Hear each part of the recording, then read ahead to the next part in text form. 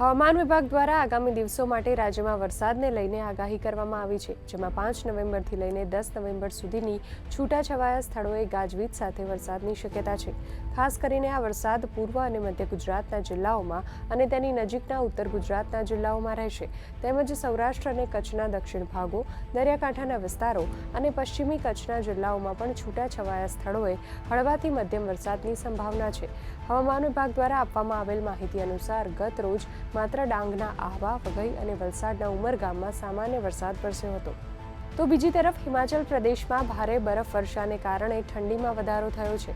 વાતાવરણમાં આવેલા બદલાવથી હિમાચલના ઊંચાઈવાળા વિસ્તારોમાં તાપમાનમાં મોટો ઘટાડો થયો છે, જેથી પર્યટકોમાં ખુશીનો માહોલ જોવા મળે છે. પરંતુ સ્થાનિક લોકો આ બરફવર્ષાને કારણે ચિંતિત બન્યા છે.